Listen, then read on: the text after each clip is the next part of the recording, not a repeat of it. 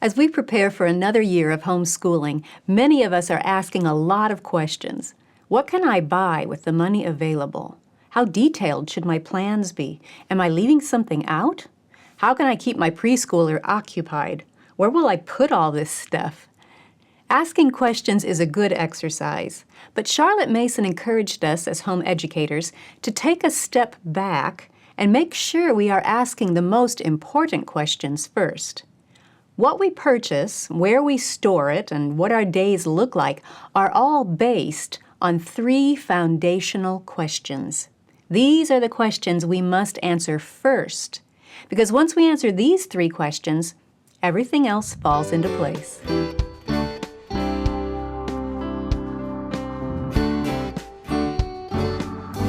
Welcome to the Simply Charlotte Mason podcast. I'm Sonia Schaefer.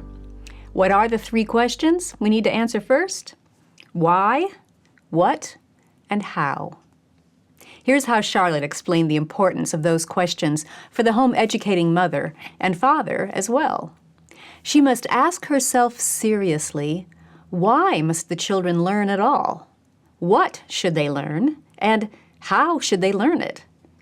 If she take the trouble to find a definite and thoughtful answer to each of these 3 queries, she will be in a position to direct her children's studies.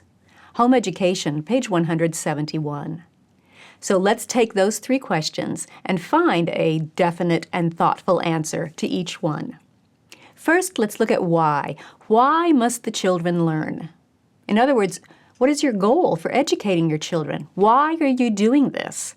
Why are you investing all of this time and money and energy? What is it you're trying to accomplish? Now, most answers to the why question fall into one of 2 camps, and those 2 camps are worlds apart. Some people will answer that children learn in order to know. It's all about the facts that are stuffed into the children's heads and regurgitated on the tests. Most likely, our own school experiences taught us that this is the answer to the why question. Why do we go to school? So we can know things. That was the understood reason we were learning, and it was demonstrated in our classes. Charlotte summarized that experience in Home Education, page 172, as the parrot-like saying of lessons. You know the drill. Memorize this list of facts and recite it. Just parrot it back whether you understand it or not. She also called it the cramming of ill-digested facts for examinations. Do you remember those late nights that we stayed up cramming bits of information into our heads to prepare for the test the next day? We didn't have any kind of personal relation with the information. Charlotte called them ill-digested facts. We hadn't taken them into our hearts and minds and ruminated on them and mulled them over to see what we could gain from them. No, we just memorized and crammed. In other words, we experienced all the ways of taking in knowledge which the mind does not assimilate. We didn't retain much of what we crammed in there. Those facts just stayed on the fringes of our memories long enough for us to retrieve them for the test, and then we dismissed them.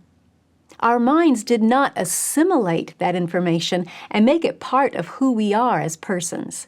And there is the key, the assimilating, the making it part of who we are. You see, Charlotte believed that just as our bodies need food, so do our minds. And just as our bodies digest food and take from it what they need to grow, so our minds digest and assimilate mind food and take from it what they need to grow. The thing is, mere facts or information is not the food that our minds grow on. The mind is capable of dealing with only one kind of food. It lives, grows, and is nourished upon ideas only. Mere information is to it as a meal of sawdust to the body. A Philosophy of Education, page 105. Those who believe our children should learn in order to know emphasize information.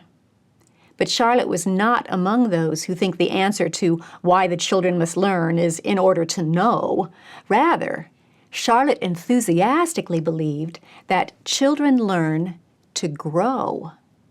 Home Education, page 171. The real answer to why is that we educate our children so they may grow as persons in all aspects of their personhood. Growth, physical, intellectual, moral, spiritual, is the sole end of education. The Story of Charlotte Mason, page 231. And as we just saw, the mind grows on ideas. Ideas are the food that our minds crave, not just information or facts to memorize. Ideas are so much more. An idea plants a powerful seed, as it were, that captivates your thoughts, that motivates deep pondering, and that produces true, lasting learning. Charlotte said that an idea has the power to grow and to produce after its kind. Home Education, page 173. And we've all experienced that. Let's say, for instance, that your stove quits working. Well, you quickly get the idea, I need a new stove. But your mind latches on to that idea and gets busy thinking through possible options. What kind should I get? Where should I get it? How much might it cost? Could we find a used one? What about a scratch and dent model? And those options lead to other possibilities and questions to ponder. Do we have a scratch and dent store nearby? Oh, but we probably want a warranty. Do they give a warranty? What about a convection oven instead? How soon do I need it? Oh, maybe with a new oven, I wouldn't have to worry about that back corner that overheats and tends to burn my sheet cakes. Maybe I could start baking that favorite recipe again. I might be able to make it for that special party later this month. And pretty soon, it seems as if anything you look at or read has something to do with this idea of a new stove. You look at the calendar, and you realize you have company coming for dinner next week. Oh, we need to have this stove selected, delivered in place, and working by Tuesday. Or you go to co-op, and you start asking your friends what kind of stoves they have and whether they like them and where they got them. You start looking for that sheet cake recipe that's been laid aside for years. All of that is the idea growing and reaching out for more ideas. And that's just one example. The same thing can happen with any number of ideas. We know from our own experience that let our attention be forcibly drawn to some public character, some startling theory, and for days after, we are continually hearing or reading matter which bears on this one subject, just as if all the world were thinking about what occupies our thoughts. The fact being that the new idea we have received is in the act of growth and is reaching out after its appropriate food. Home Education, pages 173 and 174. And it's the same for our children. Give them a fact to memorize, and their minds will politely retain it as long as necessary, but it doesn't grow. It doesn't stimulate other ideas that involve their creativity and imagination and emotions and encourage other mental connections.